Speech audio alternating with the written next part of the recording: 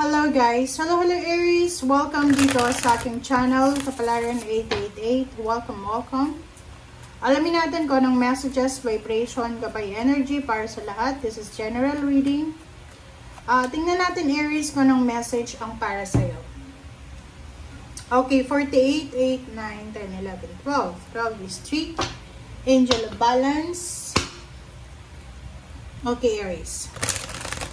Okay, so this card ay nagsasabi sa'yo na magkakaroon ng balanse sa usaping pera, trabaho, negosyo, Aries. So, ibig sabihin na ito, base chakra, pagsisimula. So, kahit pala sa pera, kasi nakita natin for the past few readings na merong magsisimula sa buhay mo. So, dito sa'yo, base chakra, number 1, sinasabi ng barahan na nandito si Archangel of Balance, Angel of Balance, highly Angel of Balance, na binibigyan ka ng pagkakataon para makapagsimula. So, magkakaroon ka ng desire or motivation, inspiration para mabalanse yung buhay mo, financial. Okay, so like, for example, mayroong mga Aries ditong simula ngayong July 1, ay magpiprint out siya ng mga resume or maghahanap siya ng trabaho. Or possible na lilipat siya ng ibang trabaho or magsisimula siya ng bagong business. Kumbaga, yung base kasi, siya yung pinaka-base. Like kung gagawa tayo ng bahay, syempre yung pundasyon. So, nakikita ko sir dito na this is new beginnings, starting over. Kumbaga, nagsisimula ka, punong-puno ka ng motivation, inspiration, and ano pa ba? Goals sa buhay. Okay, Knight of Wands. Wow. So, dito sinasabi ng baraha sa'yo, Aries, na isang napakabilis na pagbabago ang posibleng gusto mong mangyari. So, nasa iyo yan, diba? Sabi ko nga sa'yo for the past few readings na depende sa'yo kung gusto mong mabago yung takbo ng buhay mo. So, dito, resonated siya. Sinasabi na, kung gusto mo ng pagbabago, you need to start now. So, mabilis na pagbabago, maybe magta-travel ka, maybe lilipat ka ng bahay, or posibleng yung trabaho na gagawin mo is kailangan mong mag-travel.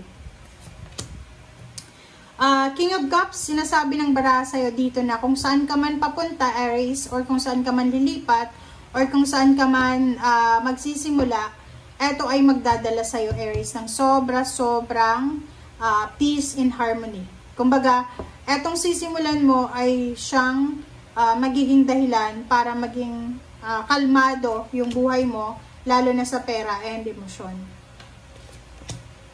Wow! So, kung makikita mo dito, sobra kang powerful. Nakikita mo nga dito, sobrang motivated ka. So, kung makikita mo yung King of Cups, King of Swords, Ace of Coins, na you're not holding back talaga. Yung direction mo talaga is straightforward. Kumbaga, punong-puno ka ng motivation na parang sinasabi mo na gusto mong ipakita sa mga tao na kaya mong magbagong buhay or kaya mong makuha yung success na yan or kaya mong magsimula. Especially doon sa mga Aries na nawalan ng trabaho, nawalan ng business, na nalugi, na scam, na loko, or kano pa man. So, nakikita natin dito na King of Swords, yung direction na tinatahak mo papunta sa Ace of Coins. Kumbaga, yun na nga, you're starting a new job, or searching for a job, or pwedeng nagsisimula kang mag-business, or maybe nagsisimula kang mag-aral ulit, or kano pa man na pagsisimula yan. Three of Swords and Temperance. So, Temperance, sinasabi ng baraha sa'yo na siguro marami kang mga pain and heartaches, yung mga kinikim-kim na galit, hinanakit, or kung ano pa man. But you need to be patient, okay? Huwag kang magpapadala sa galit mo, sa inis, or sa kung ano man na hinanakit. You need to be patient. Okay, Five of Swords. And, diba? So, dito sinasabi ng baraha sa'yo na huwag tayong masyadong magmamadali, diba? Like, halimbawa, kung bago ka lang dyan sa trabaho mo, huwag kang masyadong magmadali na, like for example, na diba, magmadali na ma-promote sa trabaho, or kung ano pa man na pagmamadali na yan. Kasi sinasabi dito ng Temperance na nangangailangan ka ng sobrang pasensya. Kailangan mong maging patient. Kasi pag hindi ka naging mapasensya, pwedeng i-give up mo. Pwede kang, 'di ba, sumuko kahit nagsisimula ka pa lang. So, paano makukuha yung future mo? Paano makukuha yung dreams mo? 'Di ba? Okay. So, nakikita ko, sir, dito na hindi ko alam kung bakit pumasok to sa relationship mo. I mean, sa reading mo. Kasi relationship siya. Nakikita ko, sir, dito, meron ditong Aries na yung relationship mo, akala mo tahimik lang. 'Di ba? Yung Aries na lalaki, babae ka man or lalaki, mag-iingat ka. Kasi meron ditong the devil eh. Possible na mayroong breakup. Possible na ikaw, Aries, you're married sa Virgo, Capricorn, or Taurus. Pwedeng makipaghiwalay siya because gusto niya na ng bago. Or maybe may hinahanap siya na financial success.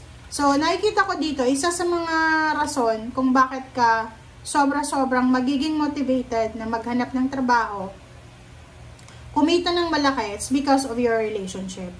Kasi itong Ace of Cups mo na to, itong Two of Cups mo, gusto mo ng tahimik na relationship eh, 'di ba? Kasi isa sa mga foundation ng Aries is relationship, family. But may the devil dito, so sinasabi na maybe you're married sa Capricorn, may temptation talaga. So, hindi mo alam, or maybe ikaw to, you're tempted, maybe may nagugustuhan ka, may nagkakagusto sa'yo, or yung asawa mo, o yung partner mo, yung person mo, mayroon na siyang karelasyon na lihim. So, hindi natin alam. Okay, Seven of Cups, choice and options. The World card.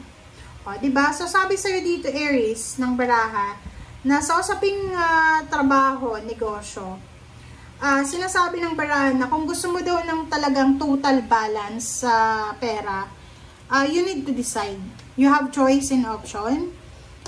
Isa sa mga possible na magiging source of income mo is yung pagtatrabaho sa ibang bansa. Kung makikita mo dito, itong work na to, international, the world, ay pwedeng makatulong to sa'yo and the rest ng family mo sa mga pinagdadaanan nyo ngayon. So, if you have chance na makapagtrabaho sa ibang bansa or makaalis dyan sa lugar kung saan kayo stagnant, subukan mo na. I-grab mo na yung opportunity kasi yun yung sinasabi na pwedeng dyan yung base chakra, pwedeng dyan ka magsisimula na bumangon. Okay? Thank you guys. Bye!